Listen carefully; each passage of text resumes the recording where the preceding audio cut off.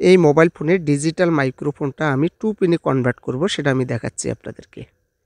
এই যে দেখুন এখানে 5 পিনের একটা ডিজিটাল মাইক্রোফোন। তো এই ধরনের 5 পিনের ডিজিটাল মাইক্রোফোনগুলো 2 পিনে কিভাবে কনভার্ট করব সেটা আমি দেখাচ্ছি আপনাদেরকে।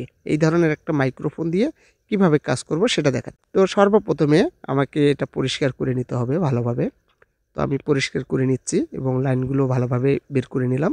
10K এর একটা রেজিস্টর আমাকে নিতে হবে। এই যে দেখুন কয়েকটা রেজিস্টর এখানে ব্যবহার হয়েছে। এখান থেকে আমি একটা তুলে নেব। তো আমি একটা রেজিস্ট্যান্স তুলে নিলাম। নেওয়ার পরে এই রেজিস্টরটা আমাকে এই যে উপরের যে মাথাটা আছে এই মাথার দিকে বসাইতে হবে। উপরের মাথার সাথে আমি বসিয়ে নিলাম, মাঝের লাইনটা ফাঁকা তুললাম আর রেজিস্টরের এক মাথার থেকে নিচের লাইনটা পর্যন্ত একটা লাইন জাম্পারিং করে দিলাম। তো জাম্পার হয়ে গেল। এখন মাইক্রোফোনটা নেব। তো বাম পাশের যে 3টে লাইন আছে যেকোনো একটাতে লাগাইতে হবে। তারপরে উপরের যে রেজিস্টরের মাথাটা আছে এখানে লাগিয়ে দেব। কাজটা হয়ে গেল। এই যে দেখুন আমি এখানে ঠিকঠাকভাবে বসিয়ে নিলাম। এই যে দেখুন মাইক্রোফোনটা কাজ হলো এবং আমি 2 পিনে কনভার্ট করলাম এটা। তো এবার আমি সেটিং করে নিচ্ছি সেটটাকে। কানেক্টরটা বসিয়ে নিলাম। এই যে দেখুন কাজটা হয়ে গেছে এবং ঠিকঠাকভাবে বসেও গেছে এটা।